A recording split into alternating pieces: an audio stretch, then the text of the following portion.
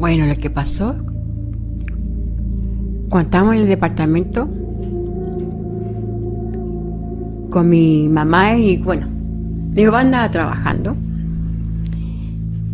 y de repente mi papá un día llegó con una mona que era una de esas monos de yeso, pero era una cholita.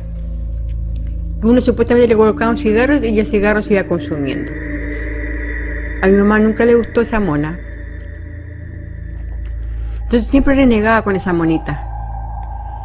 Y mi papá le decía, no, sí, déjala ahí, nomás un regalo de una clienta que allá. Bueno, pasaron los días, mi papá mientras trabajaba, estábamos en la casa. Y un día más estábamos en la pieza de al fondo, cuando de repente sentimos como que se cayó la biblioteca, y se puso a usar la biblioteca, donde iban vasos, adornos. Y sentimos un estruendo pero espantoso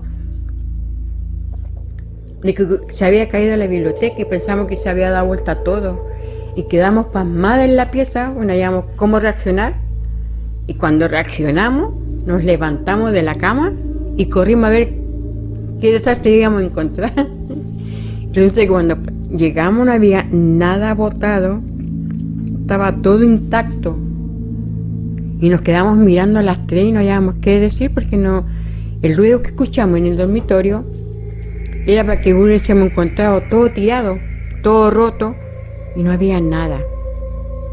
Nada. Y mi mamá lo único que dice, saquen a esa mona de ahí y bótenla. Que a todo esto fue ella la que la tomó, la envolvió y me dice, toma, llévala y bótala. Tuvimos que ir a botarla. Pero fue espantoso ver, o sea, escuchar como que cayó algo, un ruido espantoso. Y cuando llegamos no había absolutamente nada. Nada, nada, nada. Fue horrible. Mi mamá de ahí nunca más quiso esa mona y la botó. Después de esto, bueno, después cuando llegó mi papá, mi mamá le contó y todos le contamos. Mi papá quería morirse. Y también no dijo nada por la mona y aunque a él se la habían regalado, pero él tampoco sabía de quién, si esa mona venía cargada o no. Mi mamá siempre le dio la impresión de que esa mona traía algo malo. Bueno, pues todo esto con el tiempo, también, un día estábamos con mi mamá, nuevamente, terminando de tomar 11. Mi hermana menor andaba con su uniforme en ese tiempo, venía del colegio, tomamos 11. Y ella tenía una pelotita de gomita que era como saltarina. Y ella empezó después que terminamos de tomar once y todo eso, ella se puso a jugar. Y lo matábamos de risa porque la pelotita, como era saltarina, arrancaba para todos lados. Ya es historia más como de media hora, así jugando mi hermana y todos riendo, no qué sé yo. Cuando de repente la pelota desapareció.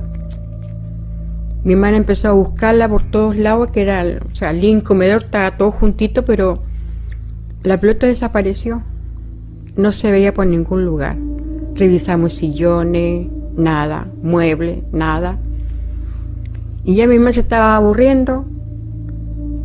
Cuando una de esas se va a sentar, y al sentarse sintió algo duro en sus piernas, y cuando se levanta y dice, ay, algo me molesta, y cuando va a tocar la basta, estaba la pelota ahí.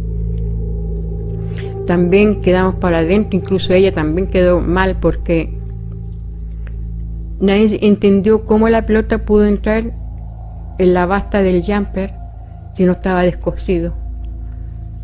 Ella andaba con un delantal, un chaleco y más el jumper, que en ese tiempo era como el uniforme. Y no había por dónde entrar la pelota. Y era una pelota tampoco tan pequeña ni tan grande, pero era como el porte de la pelota de un ping-pong, poquitita más grande, pero de gomita. Y ahí también quedamos locas. Mi mamá tuvo que descoser la basta para ir corriendo a la pelota para que pudiera salir, porque por el bolsillo no podía haber entrado porque los bolsillos no estaban rotos. Y también quedamos todas locas ahí. Ahí sí que sentimos miedo y ahí después mi hermana ya se le quitaron todas las ganas de jugar, nos pusimos serias porque realmente nos asustamos. Mi mamá trató de de que mi hermano no se sintiera tan, o sea, no se asustara, pero igual quedó como con miedo y ya después nunca más tomó una pelota, nada adentro y nada de jugar, porque no sabíamos qué podía pasar. Pero también fue muy brígido esa parte de la pelota, cómo entró al jumper, no entendíamos. No había manera de entender cómo algo tan, entre comillas, grande podía entrar en una donde no estaba roto, no había nada. Fue increíble. Y también todas esas cosas le contaba a mi papá. Y lo otro que mi papá también, cuando él estaba solo, nunca pudo estar con las luces como apagadas. Él prendía todas las luces del departamento, del baño, cocina, los dormitorios, living, comedor, ventanas abiertas, puerta abierta, todo, porque también le daba miedo, porque ahí también lo seguían. Mi papá también de repente tenía sueño y siempre era que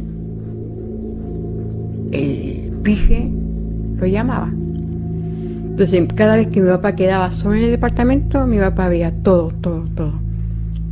con todas las luces prendidas y todas las puertas abiertas. Nunca estuvo así con media luz, con las puertas cerradas, nada, porque él de repente veía sombra o veía un bulto. Entonces también, mi papá nunca quería estar solo en la casa. Y en caso de que él tenía que quedarse solo, hacía eso, de prender todas las luces, puertas y poner música y así. Y él se dedicaba a fumar en la ventana, mirando hacia afuera, hacia la calle, cómo pasaba la gente y todo. Pero también, ese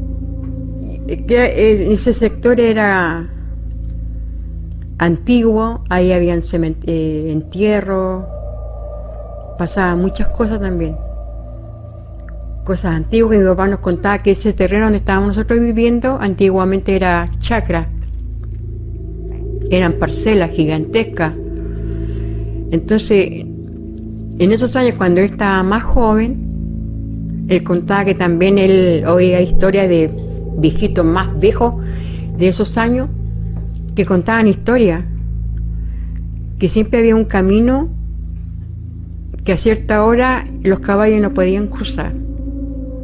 En ese tiempo se usaban mucho las carretas con los caballos y transportaban a personas. Pero a cierta hora los caballos no podían cruzar una calle, porque siempre pasaban desgracia. Ya los caballos tenían miedo. Entonces, cierta hora ningún carretero lleva a personas y nada. Y el que lo hacía, el que se queda valiente, siempre tenía consecuencias. Nunca después desaparecían. O les pasaba un accidente, pero nunca salían vivos de ese sector. Entonces siempre mi papá contaba de esa historia, de que pasaban muchas desgracias cuando a cierta hora y nadie entendía el porqué, pues los animales siempre rechazaban cruzar un camino, y era porque ellos presentían la desgracia.